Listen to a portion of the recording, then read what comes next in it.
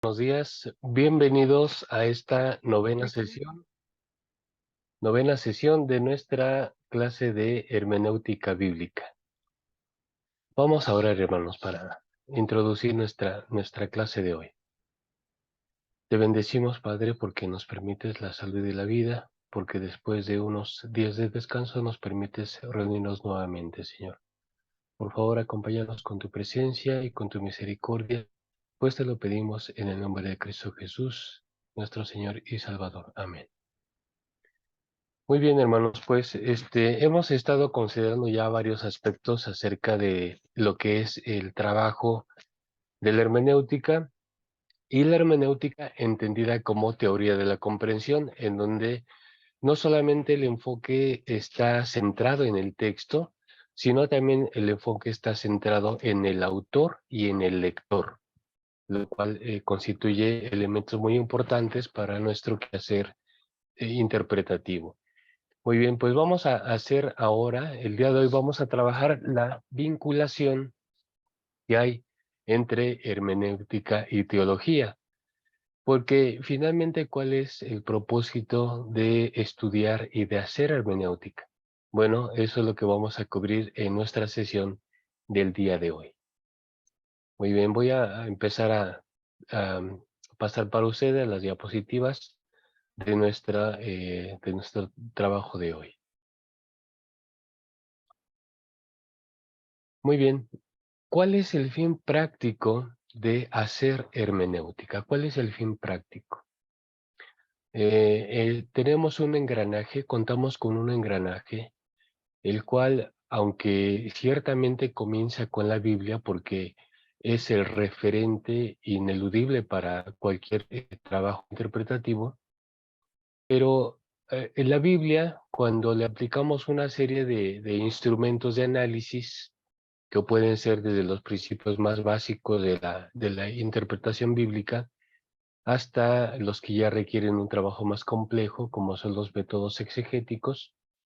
Entonces, partimos de la Biblia y a ellos sumamos todo un proceso hermenéutico, en lo cual decimos intervienen no solamente los instrumentos de análisis, sino intervienen también quienes hacen el análisis, que en este caso somos nosotros los hermeneutas.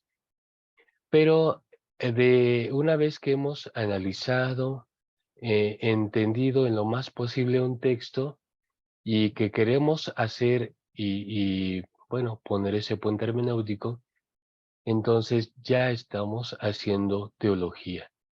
Aunque en un sentido informal, hacemos teología desde el primer acercamiento al texto. Y creo que eso lo hemos comentado, pero en un sentido más formal, cuando nosotros ya hemos terminado nuestro quehacer interpretativo, cuando hemos utilizado las herramientas de análisis bíblico, entonces arribamos a unas conclusiones que en realidad esas conclusiones son de una manera, por así llamarlo, son una teología que se va a aplicar y la aplicación de eso pues se llama pastoral.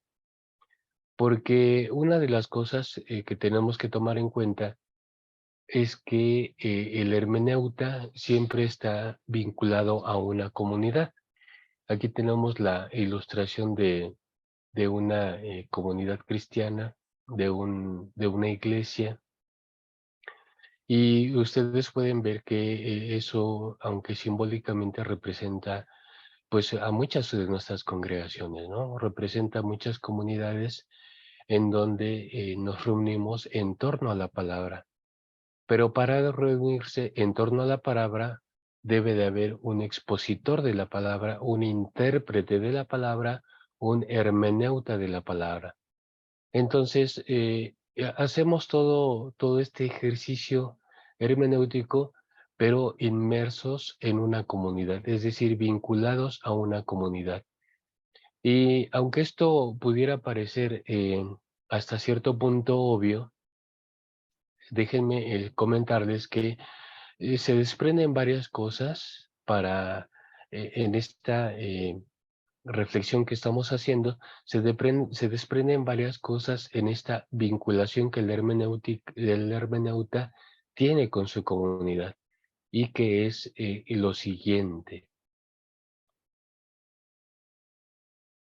Eh, bueno, ahorita voy a regresar a esa imagen que ustedes vieron, pero necesito tocar el primer punto de este siguiente apartado. Muy bien, tenemos aquí de la hermenéutica a la teología, de la hermenéutica a la teología. Dice así el punto número 1, dice, el exégeta y hermeneuta moderno realiza su trabajo en relación a una tradición y en relación a una sistematización doctrinal a la que pertenece. En otras palabras, esa comunidad que nosotros hemos señalado, esta comunidad en la que nosotros estamos inmersos, a la que pertenecemos, determina, en un cierto sentido, determina nuestro quehacer hermenéutico. Hemos estado hablando de lo que es una hermenéutica confesional, y esto quiere decir que ya hay elementos en nosotros, antes de que lleguemos o tengamos nuestra formación como hermeneutas, como estudiantes de la Biblia, que ahora ustedes están en ese proceso. Pero antes de eso, nosotros fuimos puestos ya en un marco de tradición, en un marco de interpretación, en un marco doctrinal y en un marco confesional. Pues todo eso es lo que está diciendo este primer punto.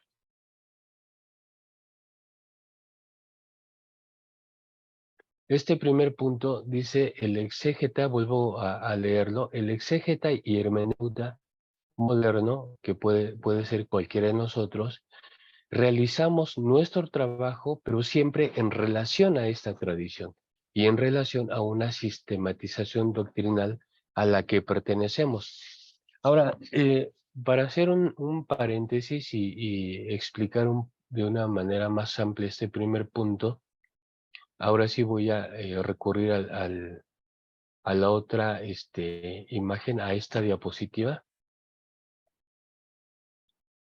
Y ustedes de pronto pueden preguntarse, bueno, ¿esto qué tiene que ver con el tema de hermenéutico? Bueno, pues tiene que ver mucho porque aquí se delinean los caminos principales o el marco principal en el cual nos vamos a mover nosotros posteriormente. Sabemos que el cisma entre católicos y protestantes quedó marcado por el movimiento Reforma. El movimiento Reforma, que también nos influye a nosotros en muchos sentidos doctrinales y prácticos, pastorales, pero tiene aquí un marco teológico en el cual empezó a cimentarse. Y por eso tenemos aquí esta ilustración que dice el cisma entre católicos y protestantes y sus vertientes hermenéuticas. Quiere decir que esto ya marcó un camino, una vereda, un tránsito para que nosotros hoy día hagamos hermenéutica. Muy bien, del lado izquierdo tenemos lo que es la vertiente católica y del lado derecho tenemos la vertiente protestante. Y a medida que los vayamos viendo, ustedes pueden ir haciendo el comparativo entre ambas vertientes, pero también pueden ir haciendo o encontrando la relación o la herencia que hay con nosotros. Muy bien, voy a tocar uno a uno para hacer esta comparación. Dice la vertiente católica. Dice, el primer punto es escritura más tradición. ¿Eso qué quiere decir? Bueno, el movimiento de reforma que ocurre en el año 1517 con la contribución de Martín Lutero, 40 años después hace su contraofensiva la Iglesia Católica, en lo que hoy conocemos como el Concilio de Trento.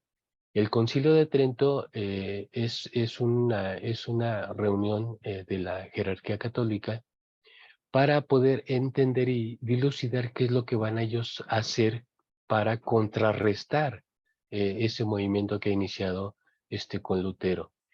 Entonces ellos ya tenían varios puntos, pero el Concilio de Trento les ayuda para reafirmar esos puntos que ya tenían y que van a presentar como contrarreforma.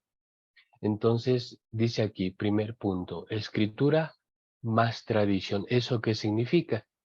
Bueno, para la teología católica, no solo la autoridad queda expuesta en las Sagradas Escrituras, sino también en toda una serie de documentos que a lo largo del tiempo, con el transcurrir de la historia, habían surgido y habían sido escritos por muchos pensadores y teólogos en el pasado. Así es que ellos tienen ese primer punto como escritura y tradición, señalando que para ellos es tan autoritaria o la autoridad de la escritura es igual a la de cualquiera de los otros documentos que han surgido en la historia. Es decir, a veces los llamados padres de la Iglesia escribieron sus propios documentos que eran desarrollos doctrinales con punto de partida en la Biblia. Entonces, la vertiente católica tiene que ellos obtienen su enseñanza y obtienen y miran con el mismo grado de autoridad a la escritura, pero también a aquellos documentos de los teólogos que han surgido a lo largo del tiempo. En cambio, del lado derecho tenemos la vertiente protestante. La vertiente protestante dice que solo la escritura sin la tradición. Entonces, para Lutero y después de él todos los demás, todo el ala protestante, ellos, de hecho, fue uno de los principios de la Reforma, solo la Escritura, y con eso ellos quisieron dar a entender que la Biblia y solo la Biblia es la única fuente y norma de autoridad para un cristiano. Los documentos que fueron elaborados por los padres de la Iglesia y por otros teólogos del pasado son simplemente referenciales, pero no tienen la autoridad en ningún sentido, son solo referenciales y solo la escritura alcanza ese grado de eminencia y de autoridad como palabra revelada de Dios. El siguiente punto del lado izquierdo es que la vertiente católica enfatizó la salvación por gracia, pero también una salvación por obras, una salvación por obras. Y esto quiere decir que en contra de o de manera contrapuesta a la postura protestante, en donde donde la salvación es solo por fe. Entonces, los católicos, de hecho, ellos ya tenían un sistema de salvación en donde es un instrumento conocido como las bulas papales. Las bulas papales eran escritos o certificados en el que se otorgaba la salvación no solo para la persona que vivía, sino también para sus deudos muertos. Entonces, a través de una bula papal que era un certificado, obviamente ese certificado se compraba a través de donativos monetarios para la iglesia, se donaban propiedades, terrenos, etcétera, y esos bienes se los apropiaba la Iglesia Católica y extendía estos certificados que eran las bulas papales que garantizaban la salvación. Obviamente es algo totalmente discordante para los protestantes y para nosotros también, porque nosotros creemos en una salvación otorgada por gracia y a través de únicamente del vínculo de la fe, no por algo que nosotros podamos comprar, etcétera, ¿no? Eso es algo tan desconocido y tan ajeno a nosotros.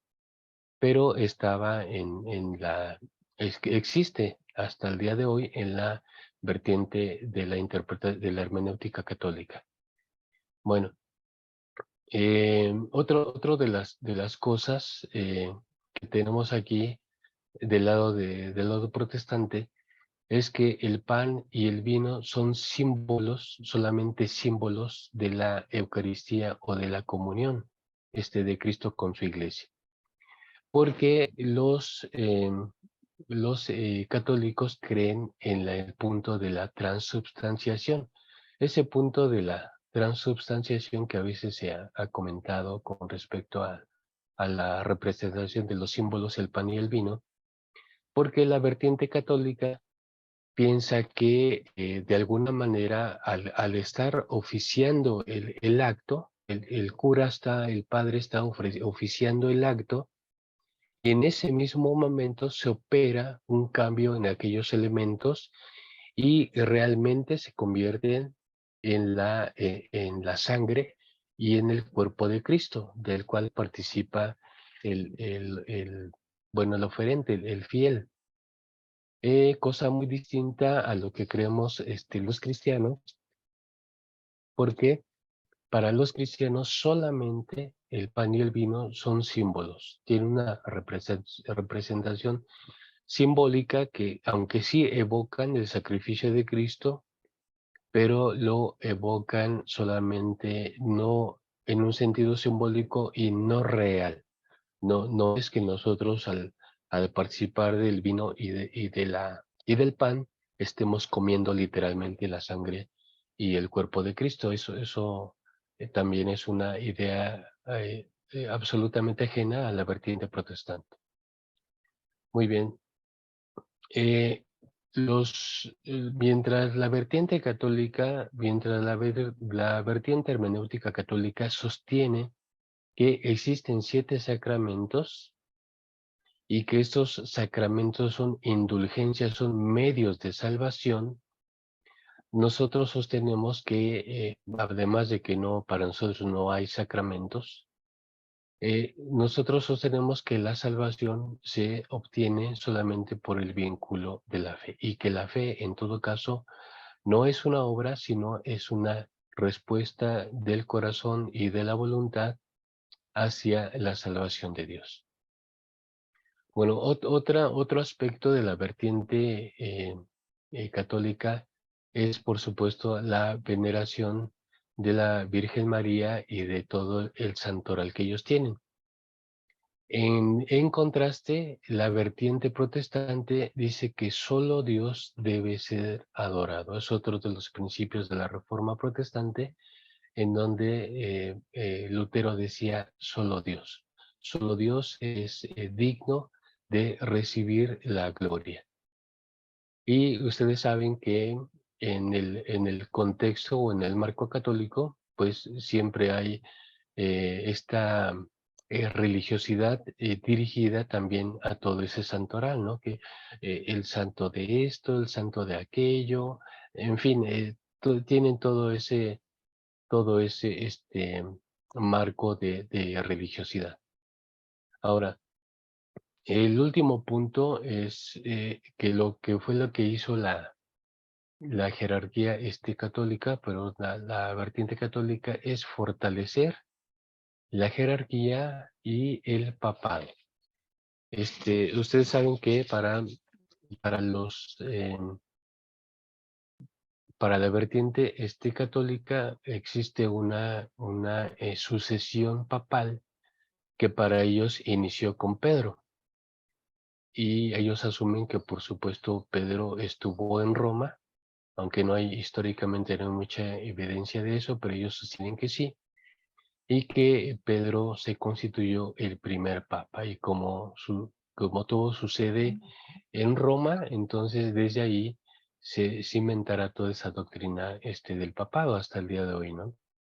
Entonces, y otra de las cosas que ellos hicieron también es fortalecer la jerarquía, porque ellos dieron una total preeminencia y autoridad a sus líderes. Entonces, de hecho, la iglesia la conforma la jerarquía y todo el magisterio.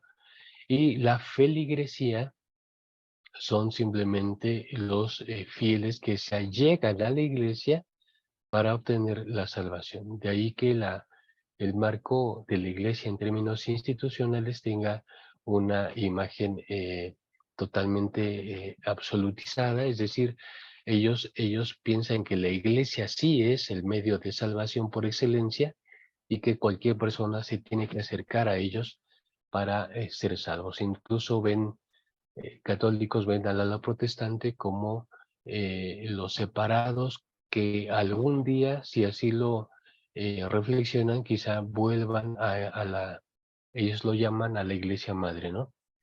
Pero obviamente que esto no sucederá porque los protestantes tenemos ya una completa visión, una visión totalmente distinta, diferente de esta vertiente, y se ha trazado justamente una vertiente eh, alternativa que nos ha llevado por un camino distinto.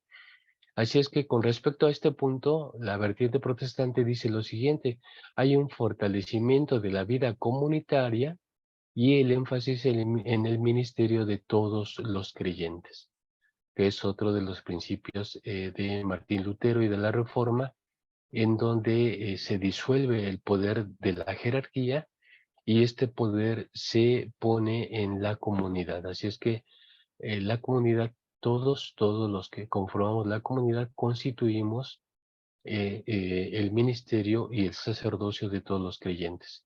Por eso ese punto.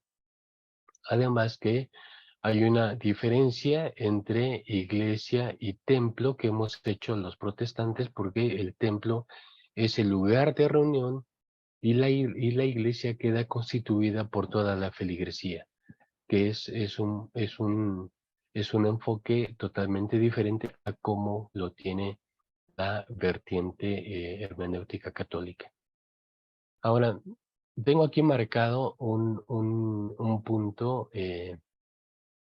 pues que también, aunque aunque el cisma entre católicos y protestantes marcó un antes y un después para el cristianismo, después al interior del propio protestantismo también surgieron o fueron surgiendo con el paso del tiempo varios matices.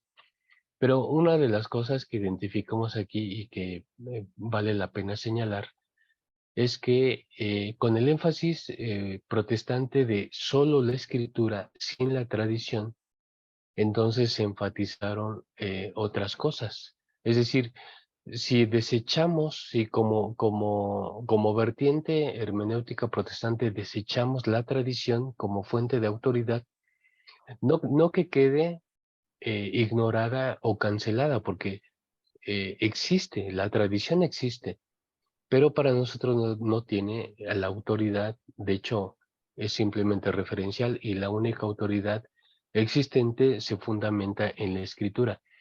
Pero dentro del ala protestante surgieron varias corrientes. Entre esas corrientes que surgieron, estuvieron aquellas que, queriendo enfatizar la autoridad de la escritura, se fueron al extremo.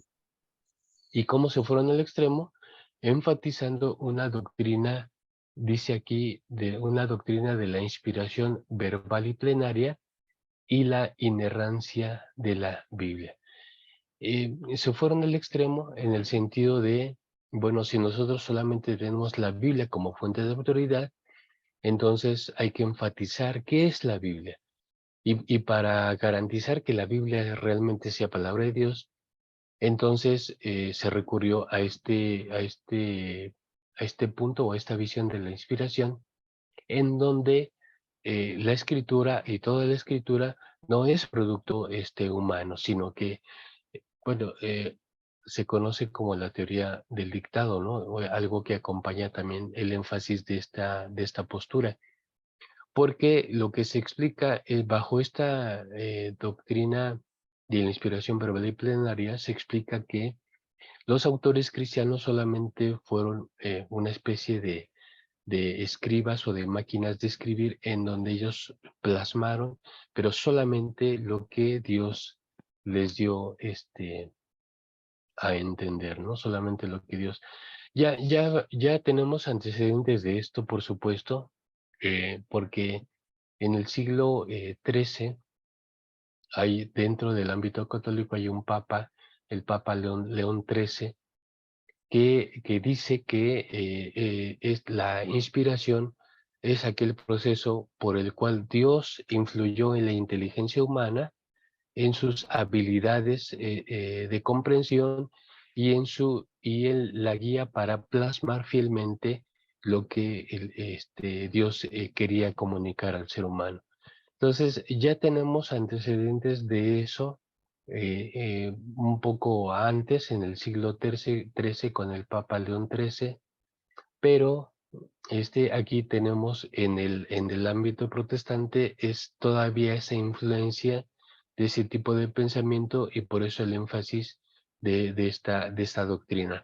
Quiero decirles que esta doctrina hasta la fecha se sigue moviendo en algunos círculos cristianos porque realmente se llega a pensar que el ser humano solamente fue una máquina de escribir que Dios utilizó para transmitir su palabra. Entonces, y por lo tanto, y la consecuencia lógica de esto es que si Dios utiliza al ser humano como una máquina de escribir, entonces la Biblia no tiene errores. Sería la consecuencia lógica de este tipo de razonamiento. Pero son situaciones extremas que todavía se dan dentro del marco protestante, entendiendo el marco protestante también como un marco hermenéutico. Muy bien. Entonces, vamos a cerrar este paréntesis entonces y retomamos nuestros puntos. Ahora, entonces retomamos y volvemos a encuadrar, volvemos a encuadrar. El exégeta y el hermeneuta, que somos nosotros, realizamos nuestro trabajo, pero dentro de un marco de tradición y dentro de un marco doctrinal.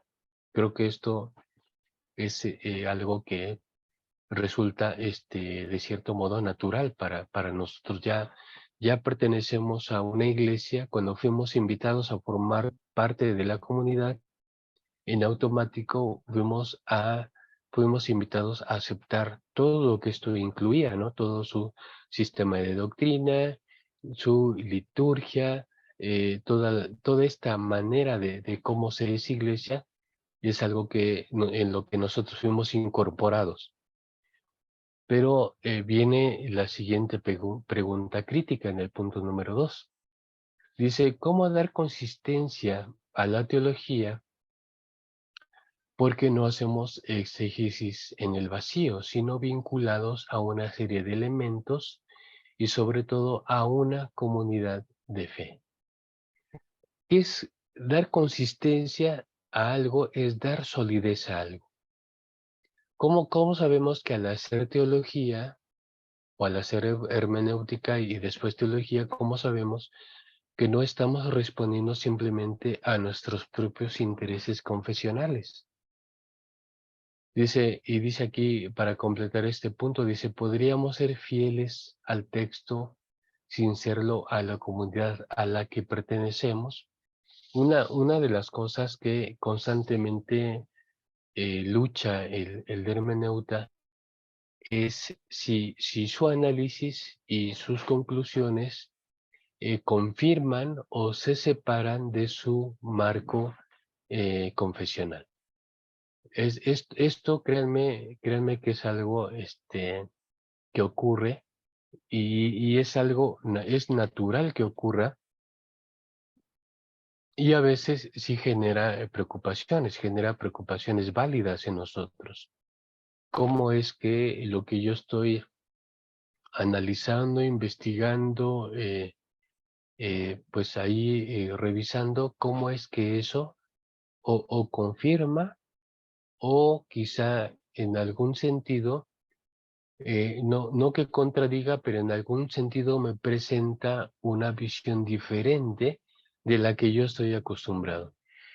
Creo que esa parte es uno de los problemas hermenéuticos ya a la hora de estar trabajando, es uno de los problemas hermenéuticos que no podemos dejar, abandonar o ignorar, porque realmente uno llega a pasar por eso y a ustedes les va a tocar que en la medida que vayan estudiando, analizando y poniendo en práctica ya todos los elementos hermenéuticos que hemos estado señalando, es probable que ustedes digan, bueno, es que mi marco confesional me enseñó a entender esto de esta manera.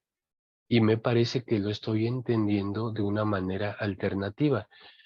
Eso va a suceder, pero no se preocupen por eso y vamos a seguir desarrollando estos puntos para ubicarnos nosotros mismos como hermeneutas y como intérpretes de la Biblia, pero dentro de este marco. Dice aquí el punto 3, dice la realidad, porque es algo que no podemos negar, pero tampoco podemos luchar, ¿cómo se dice? Bueno, luchar, anular, contrarrestar, porque vamos a darnos cuenta que sería un lugar que no tiene mucho sentido. Cuando esto llega a suceder, hay gente, y no hace mucho sigue pasando, hay intérpretes de la Biblia, hay estudiosos de la Biblia que con el tiempo ya no están a gusto con su confesión y optan por tomar otro camino o por fundamentar algo que para mí carece totalmente de sentido, eh, o, eh, o hacen su propia comunidad, ¿no?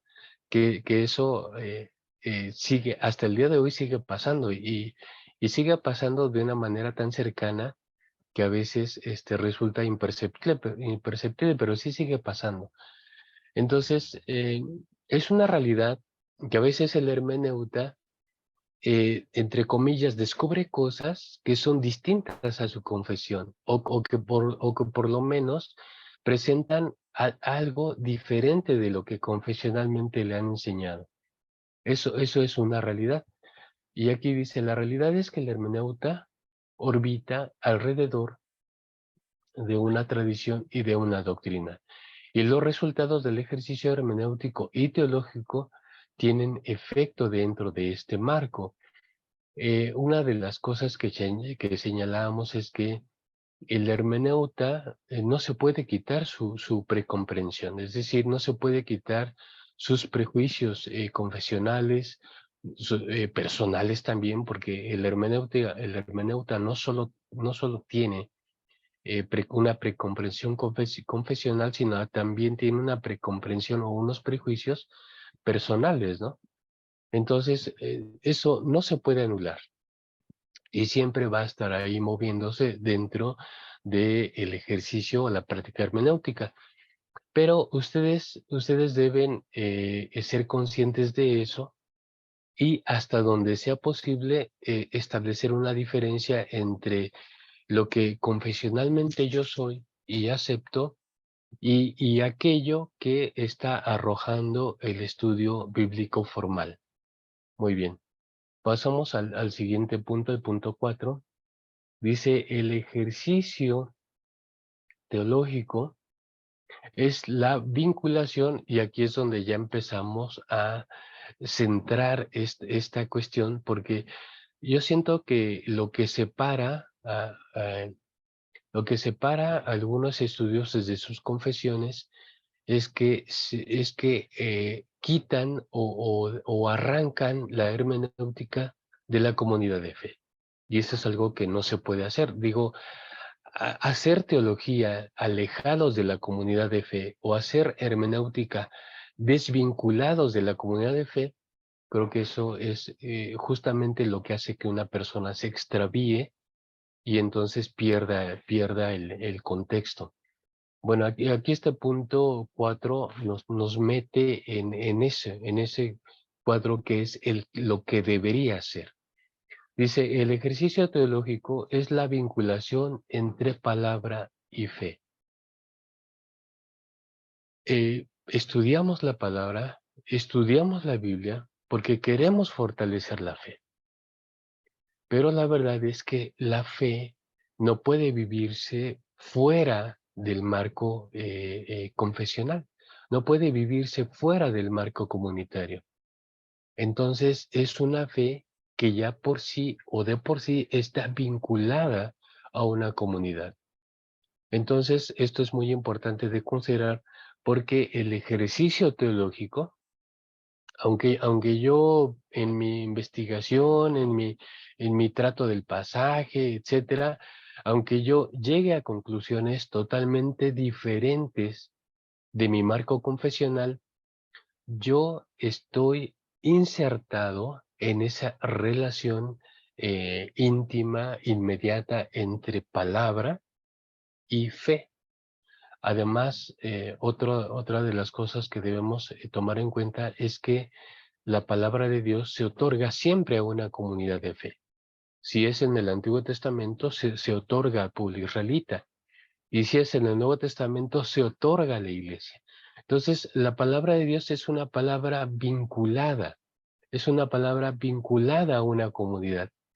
Y lo que hacen o llegan a hacer algunos hermeneutas y estudiosos de la Biblia es que el mismo conocimiento o la vastedad, lo vasto del conocimiento que han adquirido, los separa de la comunidad. Y eso es algo equivocado, es algo errado, es algo que no debe suceder porque, repetimos, la palabra, la revelación y todo ese contacto de Dios se ha hecho siempre en una vinculación con una comunidad.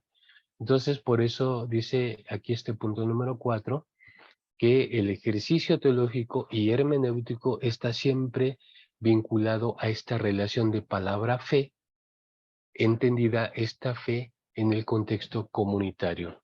Dice, es decir, entre creer y practicar. Pero ¿dónde creemos y dónde practicamos si no es en la comunidad de fe? Justamente es en él, vinculados y dentro de esa comunidad de fe que creemos y practicamos.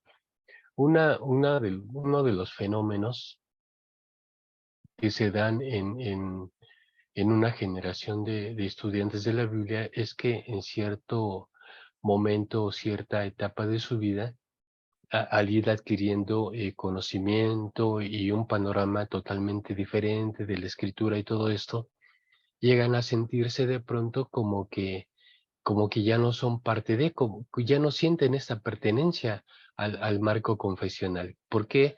Porque quizá algunas cosas son diferentes, porque a lo mejor los enfoques ya son distintos y entonces empieza a haber un desarraigo emocional de la persona con respecto a su confesión. Esto llega a suceder. Esto es algo real que puede acontecer o que pudiera acontecer en ustedes. Pero si ese fuera el caso, debemos reflexionar que creer y practicar son dos tareas, son dos cuestiones que solamente tienen sentido dentro del marco comunitario. Si yo dijera, ves que yo creo y practico algo totalmente diferente y por eso me voy a ir a vivir a una isla y allá solito voy a estar, pues eso no tiene ningún sentido en absoluto, ¿no? Al contrario, cuando alguien estudiando más profundamente la Biblia con instrumentos de análisis más formales, etcétera, siente que adquiere una mayor significación de la palabra, bueno, lo que tiene que hacer es compartir con su comunidad esos aportes que le está encontrando, porque eso es lo que va retroalimentando la misma experiencia de la fe con respecto a la Biblia, con respecto a la palabra. Y es entonces el hermeneuta y el teólogo harán mejor su trabajo siempre y cuando no se desvinculen de la comunidad de fe. Dice, la reflexión teológica entonces es la presentación de la verdad bíblica en respuesta a situaciones y problemas de cada generación de creyentes. ¿Por qué hacemos teología?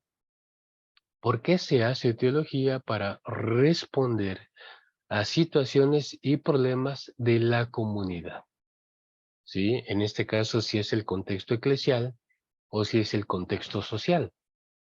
Pero si es lo eclesial o si es lo social, la palabra, la revelación, todo lo que Dios ha comunicado, pues donde va a ser su eco y donde va a dar a brindar respuesta, pues es en ese contexto, porque la palabra de Dios no brinda respuestas en el vacío. Nadie puede decir, yo tengo la verdad y me voy con ella lejos de aquí, lejos de ustedes. O sea, son cosas que, repetimos, siguen sucediendo hasta nuestros días, pero que no tienen sentido, porque la teología es también un ejercicio comunitario, es un ejercicio desde la comunidad. Y la Escritura, cuando enumera los dones provistos por el Espíritu para el bien de la Iglesia, entre esos diferentes dones, habla de quienes son doctores en la interpretación. Es decir, ya creyentes cuyo don les hace tener una mucha mayor facilidad de acceso a la interpretación de la palabra.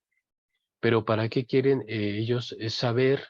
Pues no para hincharse de conocimiento, no para envanecerse de conocimiento, sino justamente para compartir con la comunidad el fruto de esa reflexión.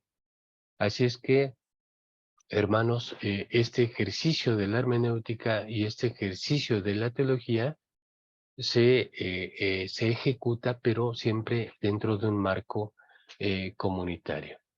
Siempre va a ser así. Bueno, no sé si tengan preguntas hasta aquí, queridos hermanos.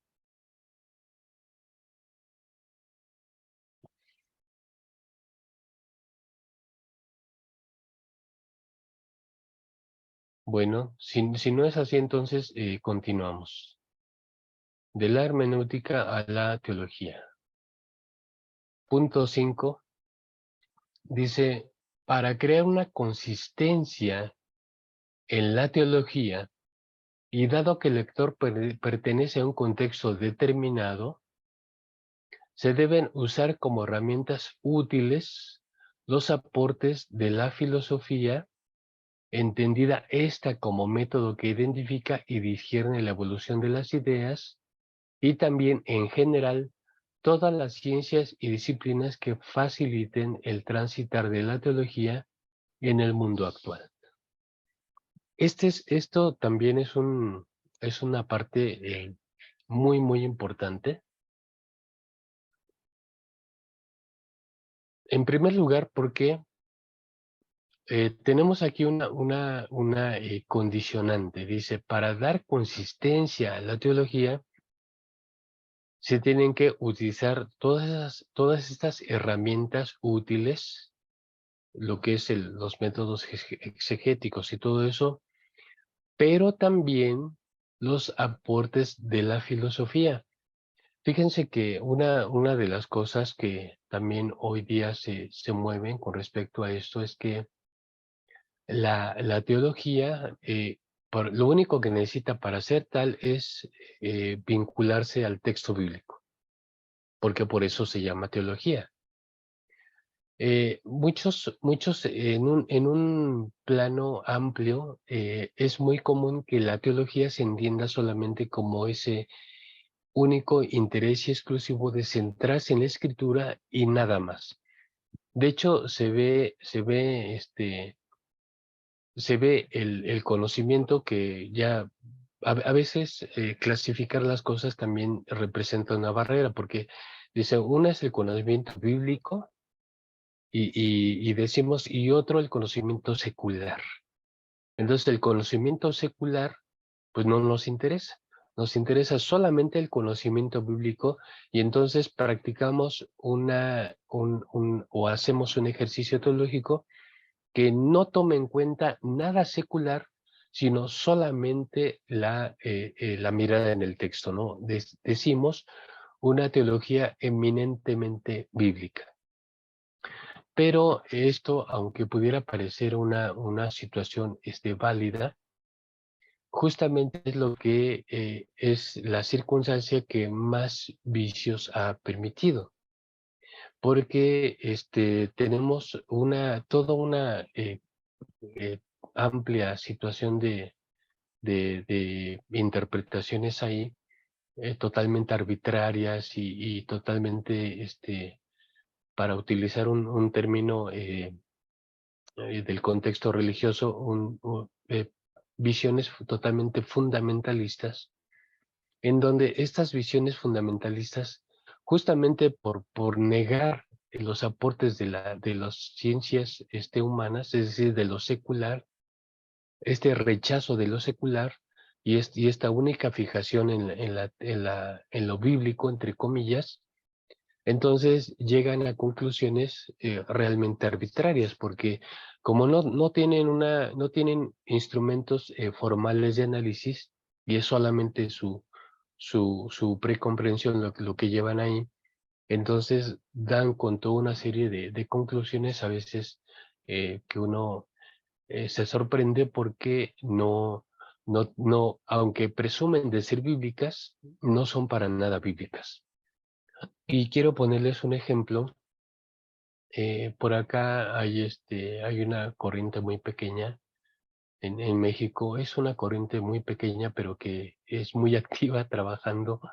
Es de la iglesia, es una corriente de la iglesia, que es muy pequeñita, pero es muy activa porque le gusta estar trabajando mucho sobre ese punto. ¿Y cuál es el punto?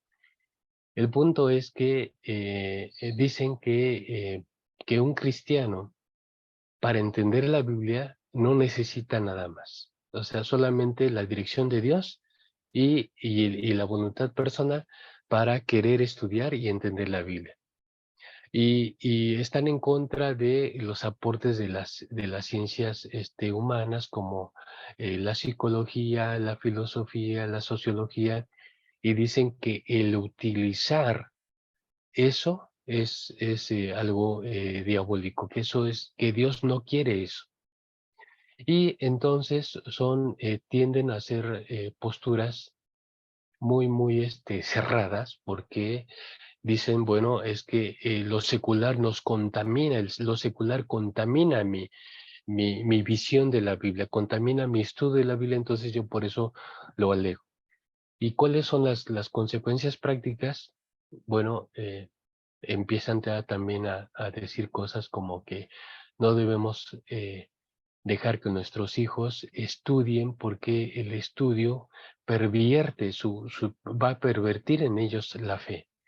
Entonces, el ir a la universidad, bajo esta visión que ellos comunican, el ir a la universidad los va a alejar de Dios, va a pervertir su fe, les va a arrebatar la fe, y entonces es mejor que no estudien, y menos que estudien carreras como filosofía o antropología, que no estudien eso, porque eso los aleja, les pervierte y arrebata su fe.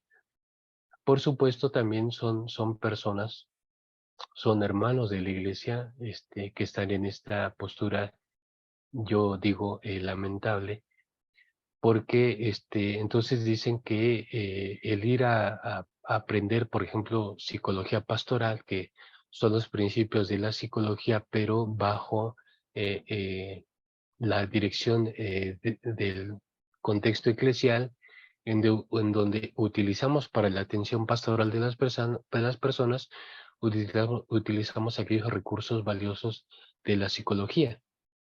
Pero estas personas dicen que no, que utilizar la psicología en el ámbito eclesial es algo totalmente errado.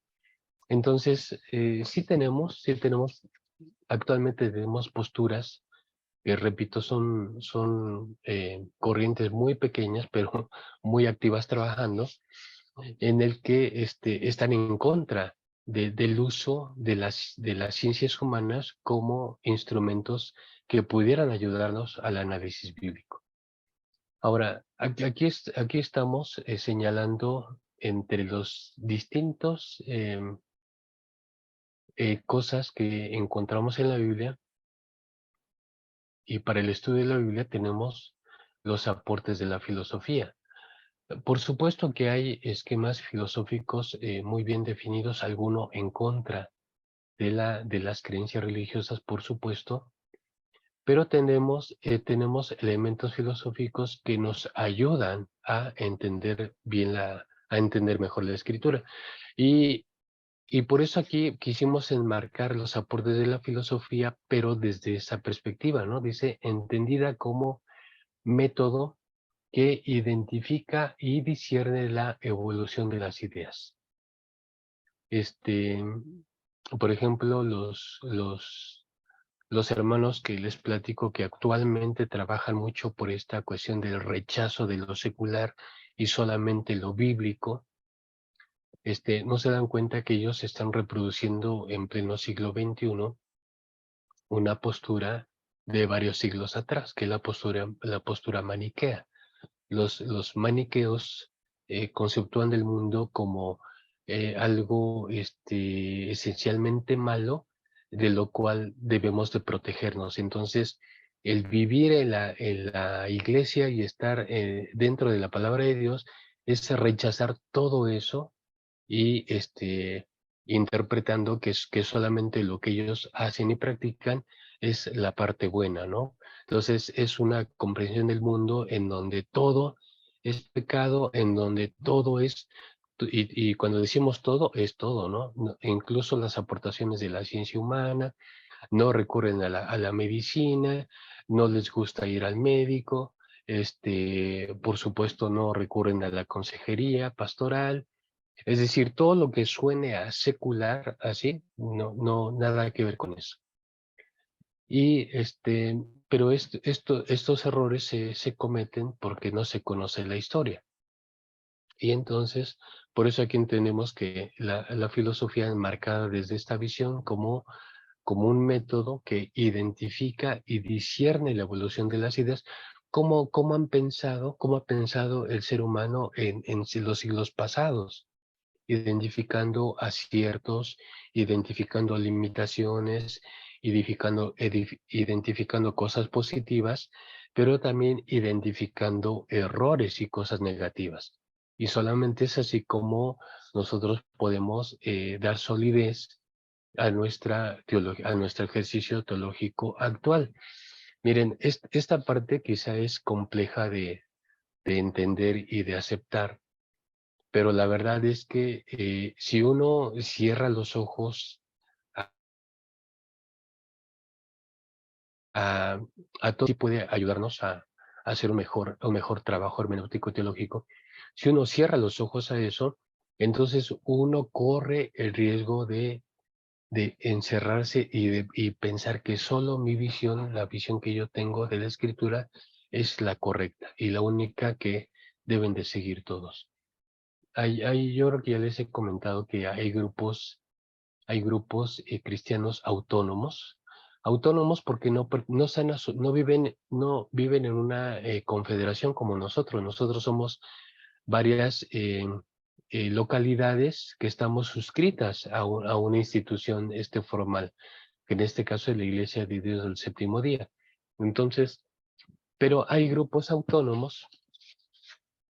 totalmente autónomos en donde el líder de ese grupo autónomo, que curiosamente son grupos muy exitosos porque son grupos grandes de 3,000, 4,000 personas, pero en donde el líder se convierte en el apóstol, en el profeta y en el vicario de Cristo, ¿no? Entonces, lo que dice el líder es lo que la feligresía hace. Y si el líder dice, tú te vas a casar con fulanito, fulanito se va a casar con fulanita, etcétera, el líder determina cómo va a ser la vida de las personas en su comunidad. Y estos son aberraciones de cómo, y son supuestamente cristianos, son comunidades cristianas, pero son comunidades cristianas que en este intento de solo lo bíblico y fuera lo secular, lo secular, entonces caen en este tipo de vicios y de aberraciones. Entonces, hay que tener un balance correcto también. No hay que permitir que el balance se pierda y que de pronto la cuestión de las ciencias bíblicas dominen o anulen la cuestión de la fe y de la experiencia comunitaria. Como dice el siguiente punto, dice, el quehacer hermenéutico y teológico ha de hacer un uso instrumental de las ciencias bíblicas, un uso instrumental. Vamos a poner un ejemplo. Cuando usted va a cocinar algo, va a preparar algunos alimentos, depende de lo que vaya usted a preparar, son las herramientas que usted va a utilizar, qué utensilios va a utilizar. Eh, Algo muy parecido ocurre con el lugar que tiene el intérprete y el hermeneuta. Debe utilizar todas las herramientas, pero con un valor instrumental. Cuando lo instrumental se pierde, entonces las herramientas se vuelven un fin en sí mismo, lo cual rompe el balance. Entonces, para que este balance no se rompa, siempre debemos considerar a la filosofía o a las ciencias humanas complementarias. Siempre debemos valorarlas como herramientas útiles para mi labor hermenéutica o teológica, pero no convertirlas en un fin en sí mismo. Dice, sin permitir que éstas se vuelvan un fin en sí mismas, porque esto nos llevaría al peligro del racionalismo que somete y anula la fe. Porque, hermanos, a fin de cuentas, ¿qué es la fe? O sea, ¿cuál es el contexto de la fe? El contexto de la fe no es un contexto racional, no es un contexto racionalista. Dios no puede ser sometido a un laboratorio y ser analizado con instrumentos científicos. Eso no es posible. Y la fe tampoco lo es. Aunque las ciencias bíblicas nos dan un gran aporte para entender la Biblia, nos ayudan en un sentido instrumental. Y si nosotros mantenemos este balance instrumental, entonces vamos a estar salvaguardando el lugar y el sentido de la fe. Porque ya el simple hecho de creer en Dios nos lleva a contemplar o nos lleva a la contemplación de algo sobrenatural. Muchas de las ciencias están articuladas para explicar el mundo natural, el mundo material, pero no para explicar el mundo no material, que en este caso, desde nuestro marco de comprensión, sería el mundo espiritual. Las ciencias no están diseñadas para comprender el mundo espiritual. Entonces, por eso es que las ciencias o el aporte de las ciencias tiene también un lugar y tiene un límite, y nosotros, o el papel del hermeneuta y del teólogo, es justamente mantener ese balance para que no se pierda esta cuestión de la fe. La fe entendida en ese marco no explicable por las ciencias, en ese marco donde Dios tampoco puede ser explicado por las ciencias, pero sí podemos tener acercamientos válidos para una mejor comprensión de él, que es lo que hace la teología sistemática. La teología sistemática se ayuda de varios elementos de la filosofía para hacer una presentación asequible e inteligente de Dios y de su acción en el mundo. Entonces, este punto es importante, hermanos. El quehacer hermenéutico y teológico debe utilizar siempre las herramientas de análisis, pero instrumentalmente.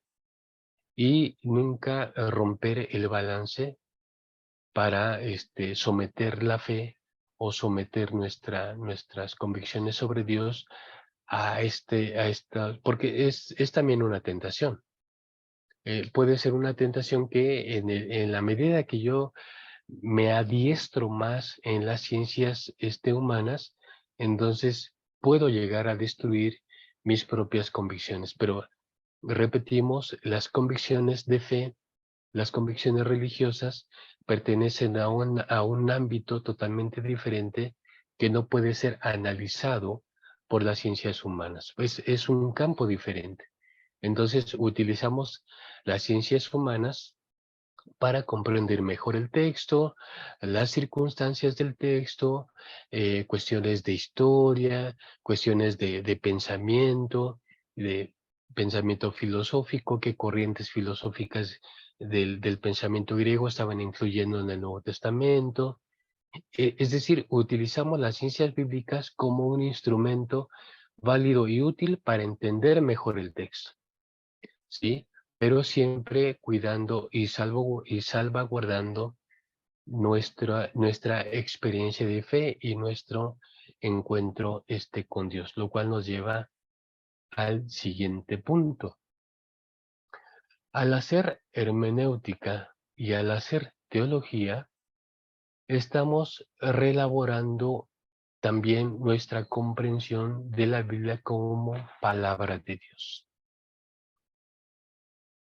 No encerrando a la palabra solo como un objeto de estudio, sino como un lugar de fe y de encuentro comunitario con Dios. Es una tentación también para el estudiante de la Biblia, es una tentación muy recurrente que al estar enfrascados en ese estudio, en ese análisis de la Biblia, que ya para nosotros se abre un panorama totalmente diferente algo que no conocíamos cuando no estábamos metidos en un programa formal de estudio, como ahora es el seminario. Entonces, muchas cosas vienen a abrir para nosotros, a nuevos horizontes, nuevas comprensiones, y es fácil también, es una tentación fácil, entonces mirar, ya no acercarnos a la Biblia para alimentar nuestra fe, sino acercarnos a la Biblia para analizarla, para desmenuzarla, para fragmentarla y ver qué es lo que tiene ahí en significados. Eso también es una tentación y se pierde el balance cuando el teólogo, cuando el hermeneuta dejan de alimentar su fe en este contacto con la Biblia, entonces también están rompiendo de alguna manera están rompiendo su relación con Dios, porque ¿de dónde proviene la fe? Los escritores dicen que la fe viene por el oír y por el oír la palabra de Dios. Entonces, es una fe, como ya lo decíamos en uno de los puntos anteriores, es una fe vinculada a la palabra. El conocimiento de las cosas genera un mayor dominio y manejo del texto, pero no necesariamente genera fe. Entonces hay que tener mucho cuidado con eso, en donde nuestra fe no se vuelva simplemente una fe académica, en nuestra experiencia de fe no llegue a lugares meramente académicos en donde pues yo ya aprendí unas cosas, yo ya soy estudiante, yo sé más que los demás o ya tengo más información que los demás, entonces ya pues quién me va a enseñar a mí de Biblia, ¿no? Ese tipo de actitudes, ese tipo de situaciones en el estudiante de la Biblia lo van alejando del sentido de la fe que emana de la Biblia, pero también lo van alejando de su comunidad. Entonces, ustedes tengan mucho cuidado con esa parte, porque la fe de todos, la fe de cada uno, siempre va a ser una experiencia vinculada con la palabra, con la revelación de Dios. Y eso es algo que no debe olvidársenos nunca, y de que esta vinculación no es una vinculación meramente individual, no es una vinculación que a mí de pronto ya me coloque en un nivel diferente, no, sino que estoy donde mismo, estoy con los hermanos y estoy por los hermanos. Entonces toda esta, eh, pues, todo este fruto del estudio tiene que reflejarse justamente en el ámbito de lo eclesial.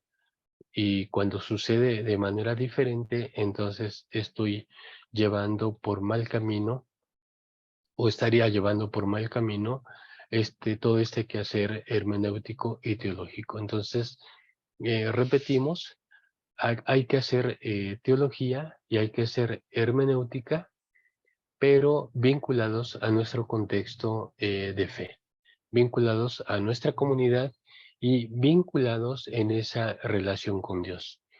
Creo que el conocer con el tener más información, el leer otros libros que ya no sean solamente la Biblia como fuentes de herramientas útiles. No es que eso nos separe de Dios o nos lleve a un lugar diferente en donde ahora desconocemos también al propio Dios. Nada de eso tiene que pasar con el hermeneuta y el teólogo. De hecho, es muy significativo que de los grandes teólogos y hermenéuticas que han escrito, y por ejemplo, uno de ellos que yo he mencionado en esta clase, Luis Alonso Shekel, él fue un erudito católico que en muchas de las cosas que él creía, pensaba y escribía, ya no estaban en concordancia con el marco, con su marco tradicional. Pero eso no hizo que él se alejara o que dijera, no, pues ya no vale la pena seguir siendo católico ni nada. No, o sea, él fue una persona que aunque se llenó de conocimiento y compartió todo este conocimiento porque tiene un listado enorme de obras al servicio de los creyentes, él siempre se conservó en ese marco confesional. Y como él podemos poner a otros ejemplos de teólogos protestantes, de teólogos evangélicos, que por ejemplo hay un teólogo inglés que se llama John Stott. John Stott escribe mucho sobre las bienaventuranzas, sobre el Sermón de la Montaña. Tiene un libro muy bonito sobre el Sermón del Monte, y que él, de su tradición anglicana, aún conociendo y dando muchas conferencias sobre el estudio bíblico, nunca se alejó de su propia confesión. Entonces, yo creo que estas cuestiones del hermeneuta y del teólogo, ya en nuestro marco confesional, en nuestro marco de fe de la iglesia, particularmente de la iglesia de Dios del séptimo día, pues no deben nunca alejarnos de nuestras bases, de nuestras raíces, de donde crecimos, de donde conocimos el Evangelio. No, o sea, estamos aquí, seguiremos aquí, pero hay que aportar, hay que enriquecer a la iglesia. Si sentimos que algo hemos aprendido, pues entonces hay que enriquecer a los demás. Si sentimos que ahora hay algo diferente, hay algo que puede producir un mayor impacto en nuestra práctica pastoral, bueno, pues entonces hay que compartirlo con la iglesia, porque somos parte de. Y esto es algo que tenemos que tener en nuestro corazón y en nuestra mente, porque las cosas que gracias a Dios vamos aprendiendo y vamos integrando a nuestra formación cristiana, pues siempre deben estar al servicio de la propia iglesia. Entonces, este es algo que también el hermeneuta y el teólogo, nosotros como estudiantes de la Biblia, en el proceso, en el proceso que estemos, pues todo siempre hay que ponerlo al servicio de la iglesia. Y hay que sentirnos siempre ligados a la iglesia, ligados a la palabra y, por supuesto, ligados a Dios. Y todo lo que hagamos, todo lo que produzcamos, siempre debe tener como objeto, como meta, como objetivo, justamente sumar a la edificación de la iglesia. Pues bien, hermanos, no sé si tengan preguntas o comentarios de lo que hemos visto el día de hoy. La próxima semana vamos a ver algunas cuestiones relacionadas entre la hermenéutica y los métodos exegéticos. Ustedes saben que los métodos exegéticos son todos aquellos instrumentos de análisis que ya maneja la hermenéutica moderna, que ya maneja la exégesis moderna y que son instrumentos de análisis que nos ayudan a entender mejor el texto. Hoy, por eso, algunos estudiosos han dicho que no es exagerado decir que hoy entendemos mejor el texto, incluso que los cristianos que estaban cuando el texto se fue generando, porque hoy los medios de análisis, los instrumentos de análisis son realmente muy precisos y nos permiten ver cómo es que toda la problemática que se tenía en la iglesia primitiva, por qué el autor escribió como escribió, por qué les dijo tal cosa de la manera como se los dijo. Entonces, ahora sí hay todo un cuerpo de instrumentos, toda una variedad de herramientas de análisis que nos ayudan a conocer con una fidelidad asombrosa el texto bíblico. Así es que en la sesión de este próximo viernes vamos a estar revisando esta vinculación que hay entre el ejercicio hermenéutico y estas herramientas de análisis que son los métodos exegéticos. Bueno, tengo ya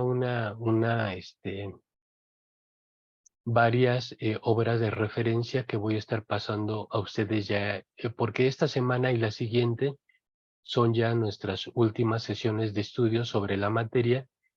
Entonces, en el curso de estos días y de la semana siguiente, voy a estar a ustedes pasando varias obras de referencia, ¿sí? El libro que ya les fue compartido sobre hermenéutica bíblica de José M. Martínez, tómenlo como un libro base para ustedes poder ir ejercitándose sobre cómo hay que interpretar las diferentes géneros o secciones que hay en la escritura, si es literatura poética, si es literatura legal, si son las leyes, si son los evangelios, si la literatura apocalíptica, si son las figuras del lenguaje, las parábolas, los símiles, toda esa cuestión. Ese es un buen libro que les va a ayudar mucho, les va a ayudar en todas las cuestiones básicas de la interpretación bíblica. Y los materiales complementarios que voy a pasar con ustedes son materiales de referencia que amplían más lo que hemos estado considerando a lo largo de nuestro curso. Muy bien, y eso los iré pasando para ustedes ya en estas 2 últimas semanas que tenemos todavía de sesión. Así es que el viernes, queridos hermanos, estaremos revisando, repito, la relación y la vinculación que hay entre el quehacer hermenéutico y los instrumentos de análisis que son los métodos exegéticos. Muy bien, pues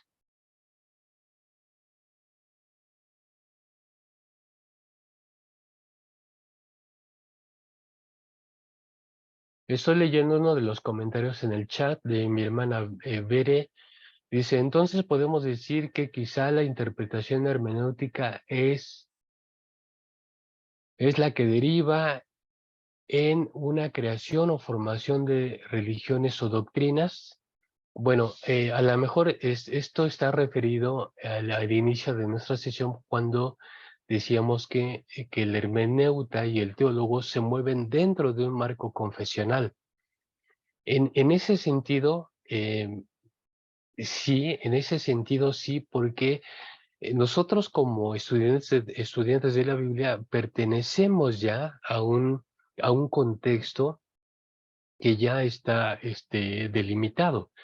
Es decir, no es que Jesús Trejo llegó a esta iglesia y se trajo su doctrina. No, no se trajo su doctrina. La doctrina ya estaba aquí en esta denominación, en esta confesión.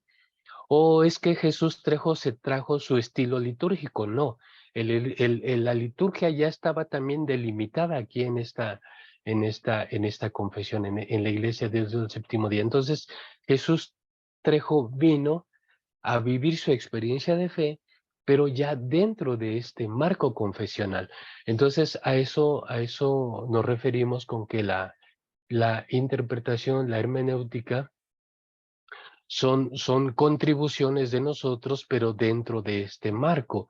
Ahora, eso no significa que no tengamos o que no podamos llegar a conclusiones hermenéuticas y teológicas que quizás son diferentes a nuestro marco institucional. Sí, eso es válido y sí sería válido y no sería sorprendente que llegáramos a ese tipo de conclusiones, pero aquí el punto sería cómo lo manejamos.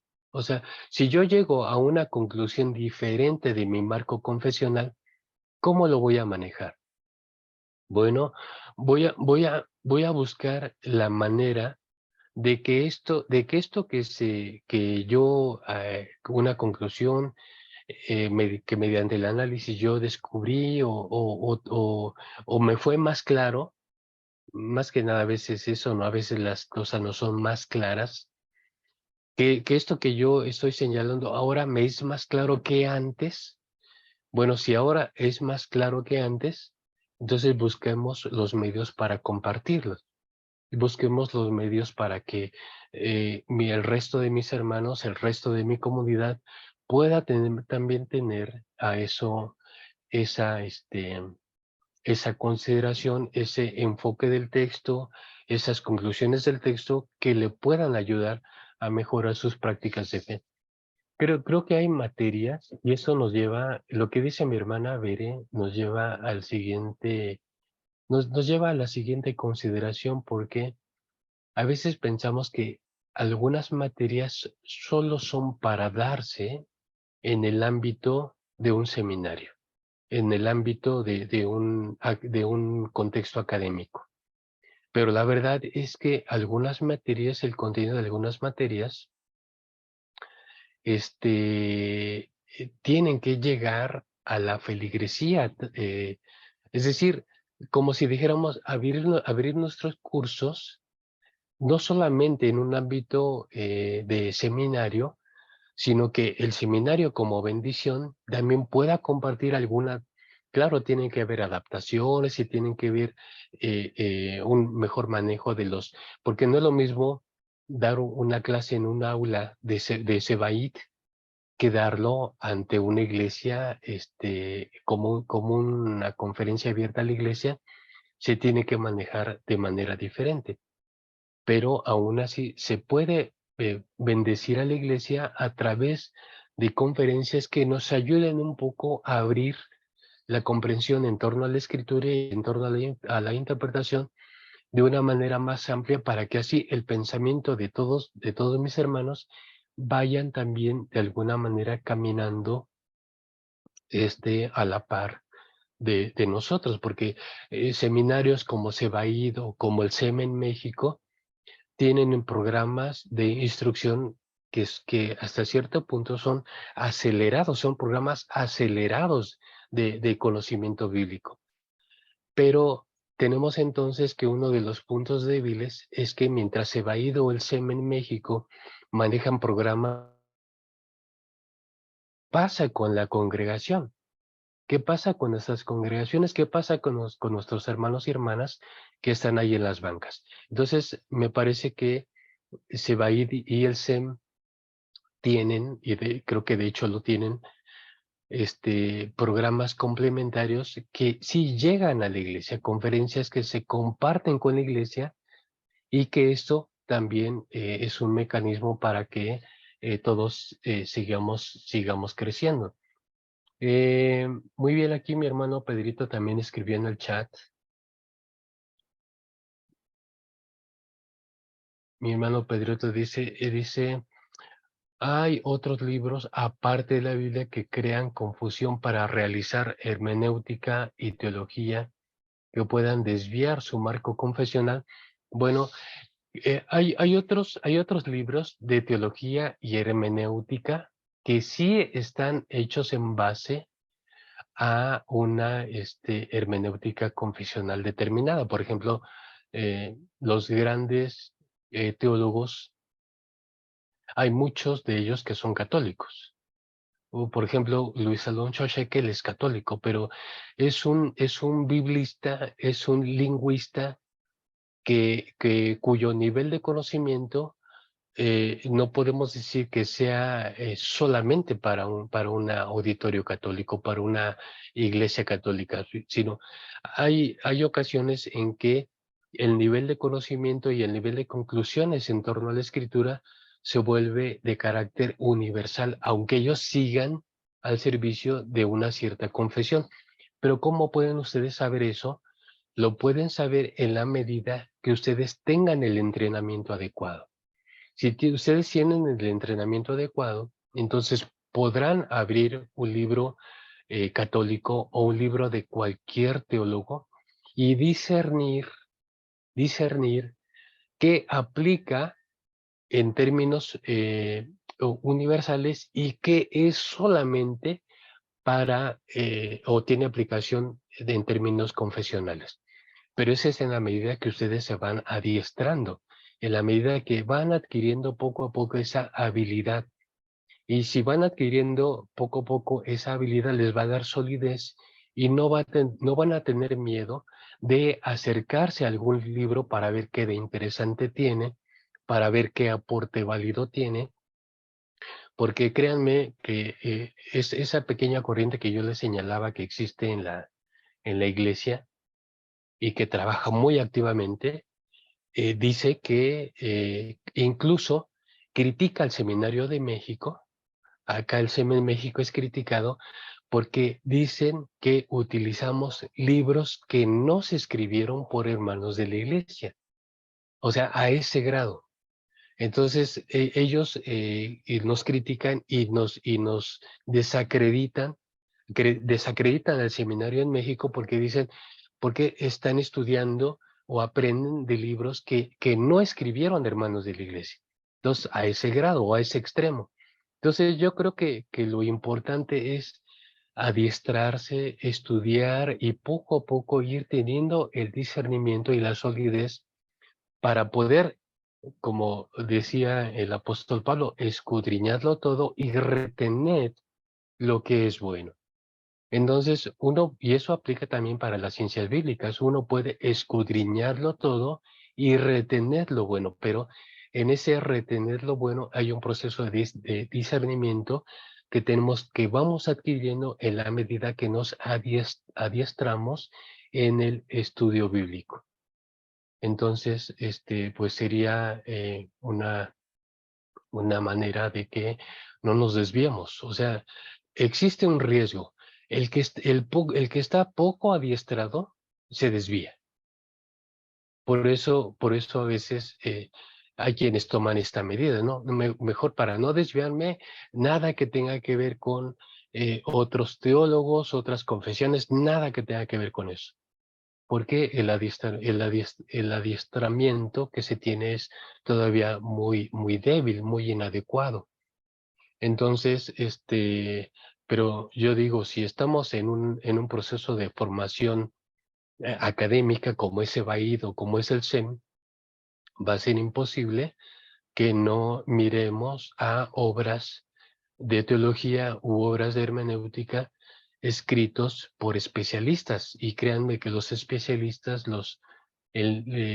aquellas personas que han llegado a la erudición, no están en nuestra iglesia. O sea, nosotros nos hemos formado en base a los aportes de esos eruditos, pero no nos hemos hecho, en mi caso particular, y creo que puedo hablar por el caso de muchos de mis compañeros, no nos hemos hecho ni católicos, ni anglicanos, ni bautistas, ni presbiterianos, ni aquello, ni lo otro, porque seguimos en la iglesia y lo único que hemos hecho es que hemos tomado los aportes para poder, en primer lugar, entender mejor el texto.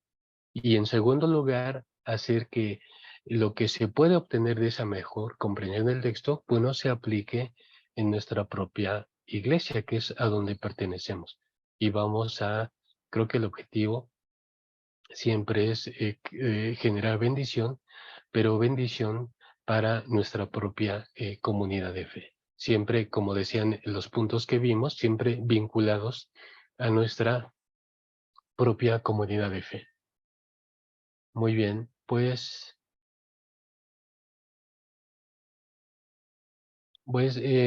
no sé si mi hermana Bere quisiera comentar algo más sobre esto.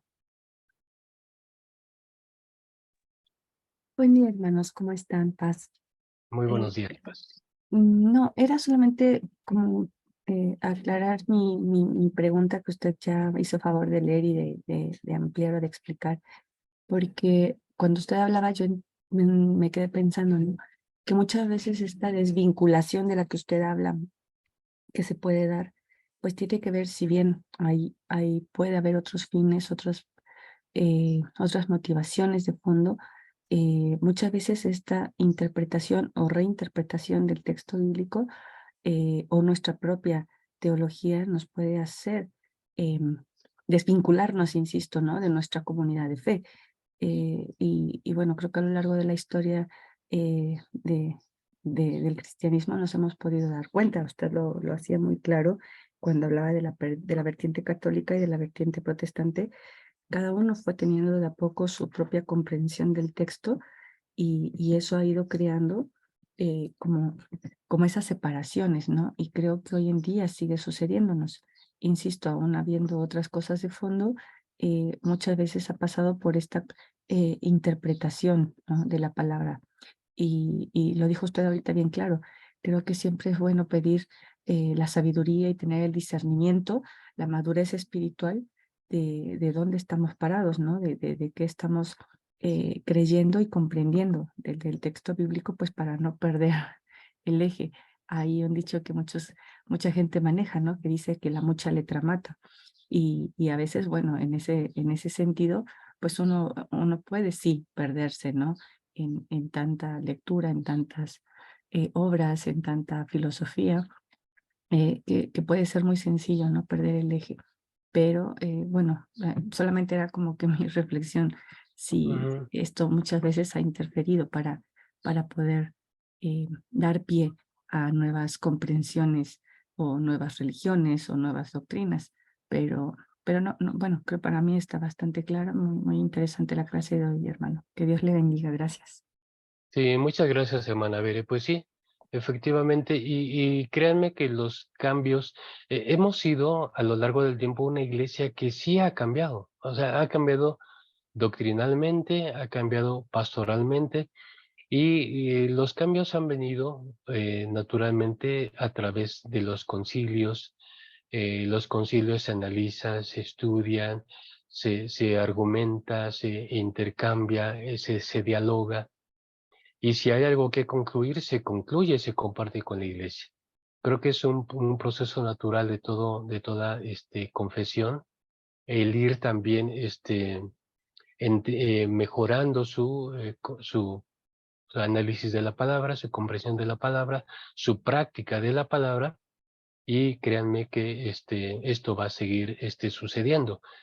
Pero nosotros, y esto ya indica el lugar de gran responsabilidad que tenemos personas como nosotros, que estamos inmersos en un programa académico formal de ser responsables de lo que vamos aprendiendo y de lo que vamos compartiendo, porque finalmente todo a final de cuentas, todo es para fortalecer la fe, para hacer edificación y para ser más fieles para con Dios, ¿no? No hay muchas confesiones, pero no hay muchos dioses, hay un solo Dios.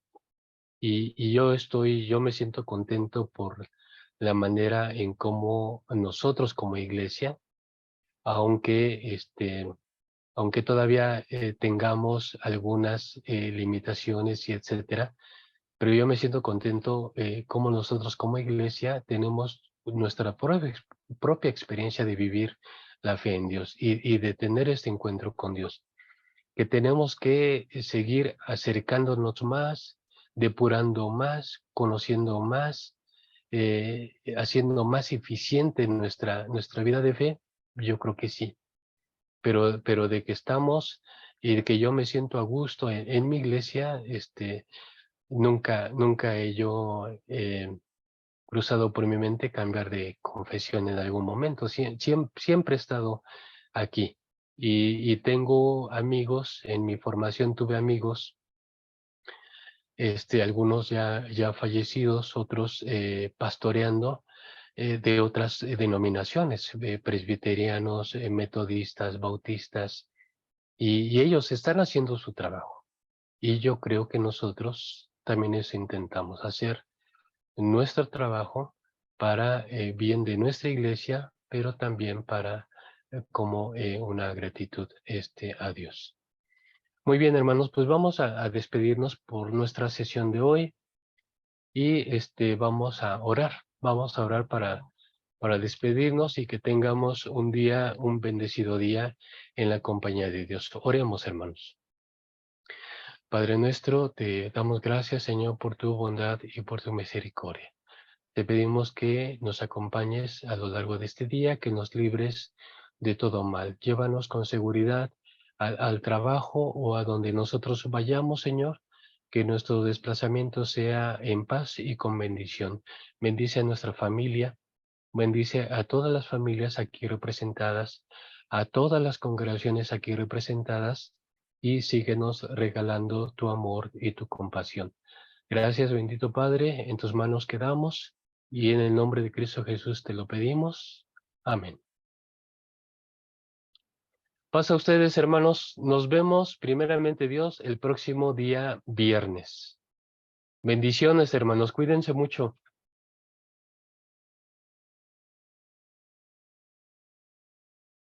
Bendiciones a todos, hermanos. Bendiciones también. Ya nos había dejado escuchar, hermana Doris. Bendiciones. Cuídense mucho. Dios les bendiga. Bendiciones. Bendiciones Hasta para pronto. todos.